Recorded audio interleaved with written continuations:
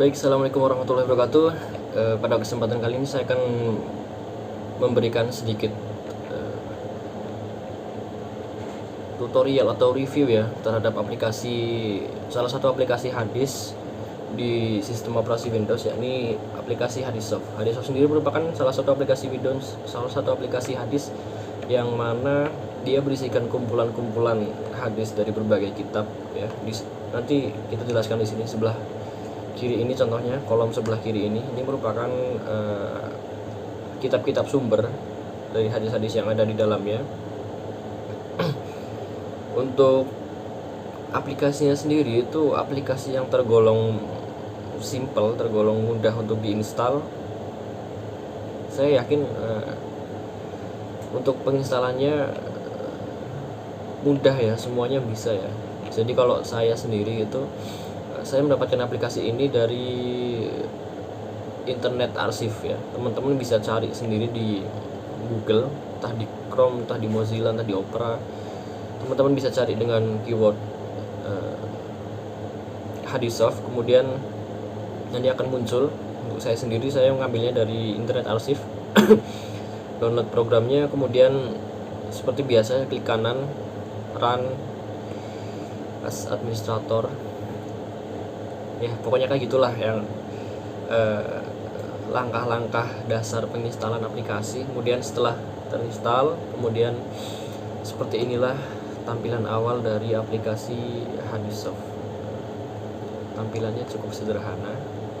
Di sebelah kanan tadi yang seperti sudah saya singgung itu merupakan kitab-kitab yang menjadi sumber dari hadis-hadis di dalamnya.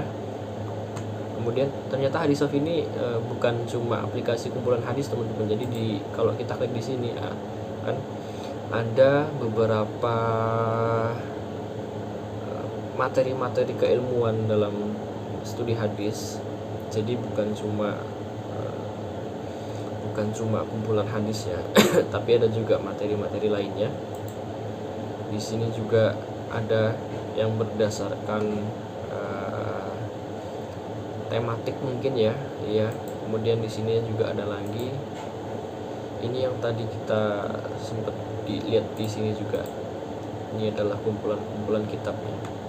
Kemudian di sini di sebelah kanan ini, kolom sebelah kanan ini nantinya akan digunakan sebagai rincian dari entah skema sanad, kemudian hadis-hadis yang lainnya itu nanti ada di sebelah kanan sini. Jadi seperti itu.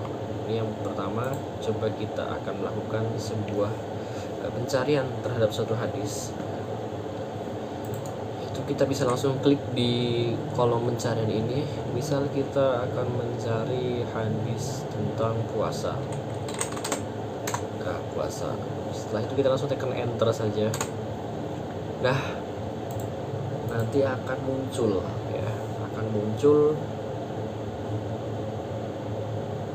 di sini. Kita bisa lihat di sini nih. Hadis tentang puasa itu dari seluruh kitab ini itu terdapat dengan kata kunci puasa, maksudnya ya. Jadi bukan hadis tentang puasa, tapi hadis yang memiliki kata kunci puasa itu sekitar 2830 hadis dari seluruh kitab ini. Misal teman-teman cuma mau nyari di kitabnya Sahih Bukhari, bisa. Jadi tinggal ini checklistnya, kita checklist ya. Kalau kita mau cari semua ya sudah, kita tinggal klik semuanya aja di sini. Nah, seperti demikian. Itu. Kemudian kalau teman-teman mau lihat di sebelah kanan sini, ini kan tadi masih kosong ya. Masih kosong. Ini kalau kita klik yang ini, itu untuk kita melihat skema sanad dari hadis ini. Jadi coba kita klik ya. Nah, kan seperti ini tampilannya. Itu akan muncul skema sanad dari hadis yang sedang dimuat di kolom utama ini. Kalau teman-teman misal ada pertanyaan nih, Abdullah bin Umar bin Khattab itu siapa, atau Ikrimah itu siapa, nah itu nanti bisa teman-teman klik sendiri di namanya, langsung kita klik. Nah, nanti akan muncul detail dari si periwayat ini. Contohnya Ikrimah bin Khalid ini ya. Di sini ada nanti kalau tersedia kan ada namanya secara lengkap, nama kunyahnya, lakopnya, kemudian nasabnya, kemudian kalangannya dari kalangan mana, entah sahabat, entah tabiin, kemudian negeri hidupnya, negeri wafatnya. Di sini juga ada tahun wafatnya. Kemudian di sebelah sininya ini ada komentar-komentar ulama, komentar-komentar para muhadisin tentang si perawi ini, si Ikrimah ini. Seperti contoh Ibnu Hajar itu berkomentar bahwa si Ikrimah ini termasuk sikoh ya. Kemudian Abu Zur'ah sikoh, An-Nasa'i sikoh. Kemudian ada juga komentar yang tidak menyebutkan, kita bisa langsung turun ke bawah, banyak ya kan. Seperti ini. Enggak cuma yang sikoh-sikohnya doang, tapi juga semuanya pun disebutkan di sini. Dari Al-Bukhari di sini sebutkan Munkarul Hadis. Az-Zahabi tadi dia tidak menyebutkan. Kemudian kalau kita pengen nyari yang lainnya gimana ya, kita tinggal klik juga. Nah, Abdullah bin Umar bin Khattab tuh komentarnya seperti apa di sini. Kemudian ini yang seperti tadi yang sebelumnya kosong, di sini ada tahun wafatnya pun ada. Cukup lengkap hadis ini. Di sini juga kalau tidak salah ini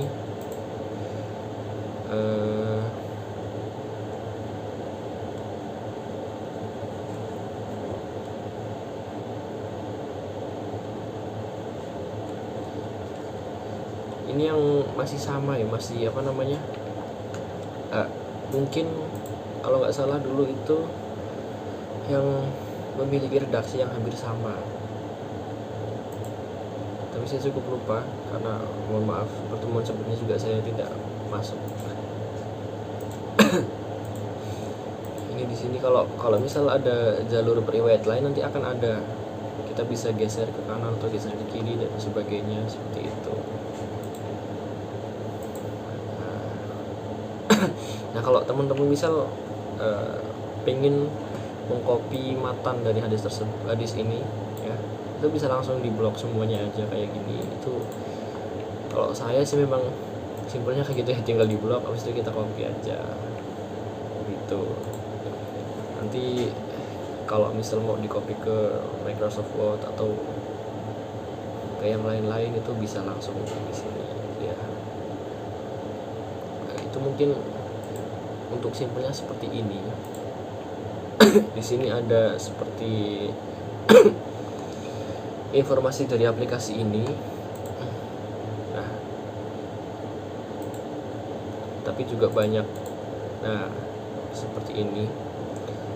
Kayak hadis of ini untuk penomorannya itu seperti apa sih? Apakah sama dengan cetakan yang mana gitu? Itu di sini ada, gitu ya.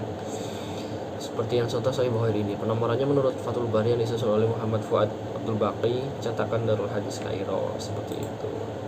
Nah, di sini juga ada istilah-istilah dalam Jarh wa Ta'dil yang tadi yang seperti kita sempat lihat juga ya, sikoh dan sebagainya, itu di sini ada.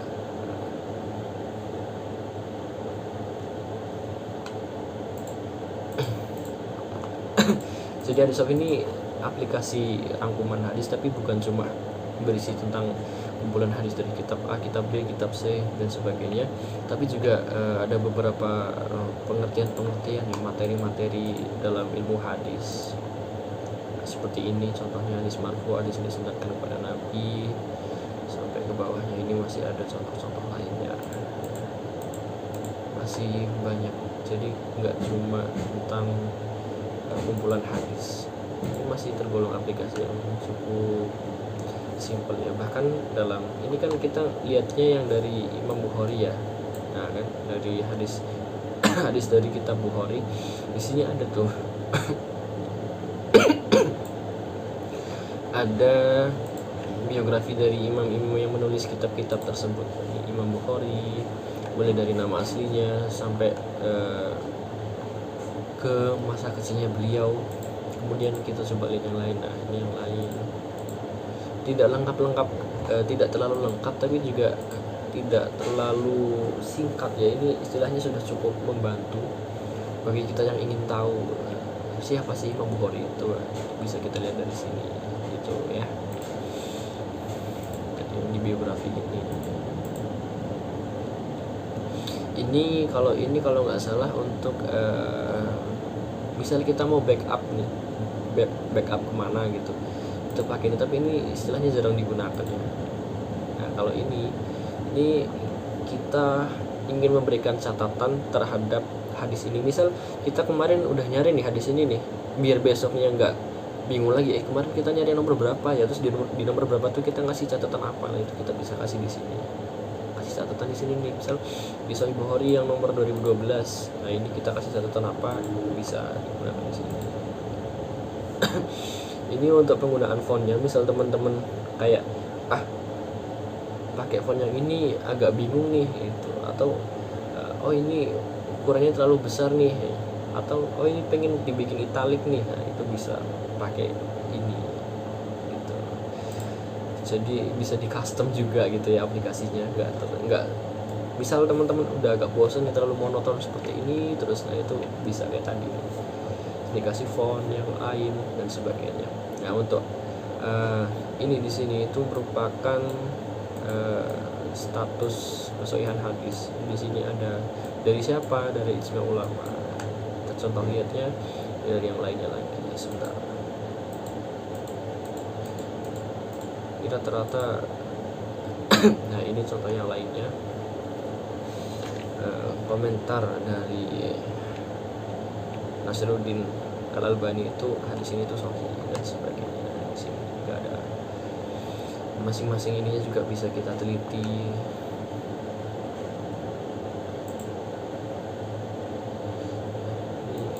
2830 hadis, sangat banyak. Ini baru hadis 6 puasa.